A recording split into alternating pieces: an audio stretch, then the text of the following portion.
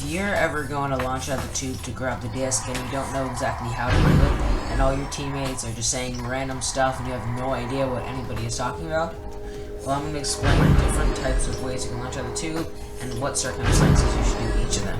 Okay, so there are a lot of different ways to do it. I'm going to tell you the basic ways that most people do in pubs. Okay, so first, when you're jousting, which means when the disc is in the middle at the beginning of the game, you should go 5 or 2. And you should grab somebody and you should re-grab from here, usually. Yeah, in pubs, you should re-grab from here, go with your partner, and grab the disc. If you don't know how to re-grab, I'm going to make a tutorial about that by the end of the week. I don't know exactly when. Same for 5. If you guys choose 5, it really doesn't matter which one you do. I prefer 2, but it doesn't matter. So you come here, somebody holds this, and then at the end of 2 seconds, so it goes 3, 2, then you go. Don't go at the beginning of 2, it'll mess you up. You need perfect timing. At the end of 2, before it hits 1, but after it has hit 2. Now, when you have the disc, like, it's over at your net, which is, that thing right there, if you didn't know. That block. If you have the disc, there are a bunch of different ways you can launch out for the QB to grab it. Number 1, you can re-grab the QB to the disc, but most people don't do that in pubs, so you don't have to worry about that. Most of the time, the QB will launch off this and grab the disc, but if they, on the other team, have fast re-grabs, this will only get them 10 meters per second, and the fast re-grabbers might get there before they can grab the disc and throw it. So, what you do in that circumstance, if you don't want to re-grab, somebody else can hold this. This is called like launching. If somebody says like, I'm going to launch into the disc or I'm going to boost you, and you're QB, that means that they're going to grab this, you're going to grab their back. They're going to launch and then, you're going to launch and they're going to launch off you if they're QB. Or if you're QB, they're going to launch off this thing, and then you're going to launch off them. I'm pretty sure that will get you 14, maybe 18 meters per second. I think it's 14, but I'm not completely sure.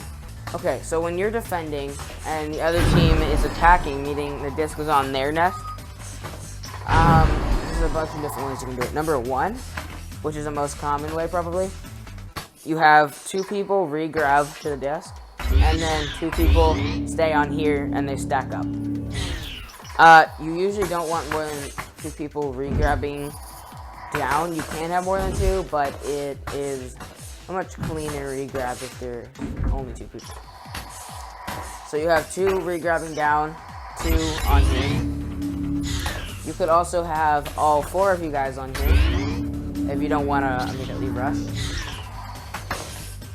Or you could do something that's called an uppercut, which is where you go to 2, 3, or 4. I like 3 better, but I'm going 4 anyways. Doesn't matter, like in the beginning. And you have 2 people that re-grab from here, and then 2 people that stay in tube 1. You usually don't want more than 2 people uppercutting, because it just makes it too obvious. The whole point of this is to go like this, you re-grab, and then you go up, and you like uppercut them and like grab the disc like that. And the whole point of it is just to scare them. You know, they don't know you're coming, you just surprise them. You come up here, you grab the disc, you go really fast, and they're like, oh, I guess it's a 4v2. I don't see, maybe the other 2 people are stuck in the tube, and then all of a sudden, they're there. They're on you. They've stunned you. They've scored a 3-pointer. There are some other ways to do it. On any of the plays that you re-grab with, you can start re-grabbing from here, here.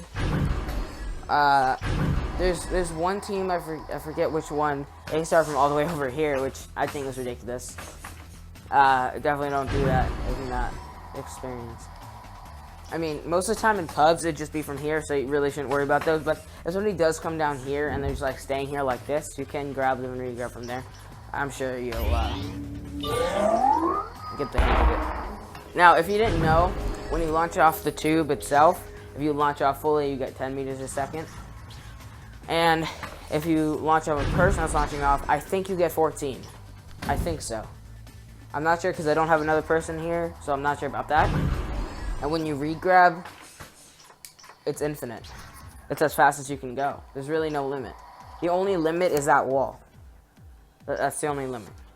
So, if you guys are really good, I mean, I don't know what the actual record is. Somebody told me that their team got like 84. I kind of doubt that, but, you know, maybe it's true. And if they did, that's awesome. But I doubt that because, you know, like the best teams in the world average, I think they get around like 40, 50. Average around that, which is really good. If you're just starting out, I expect you to get around 20. And that is decent, especially if you're going against people that aren't very fast at throwing the disc, and, you know, 20 is plenty for normal public.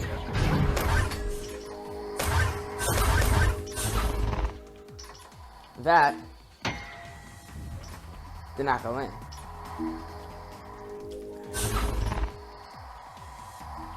But I do make those. Thank you guys for watching, and if you didn't know how to roll out, I hope that helped you guys.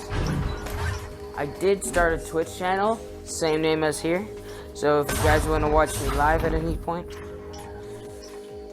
I started a Twitch channel. See you guys. See you dance just one more time. So they say, dance for me, dance for me, dance for me, oh, oh. Yeah.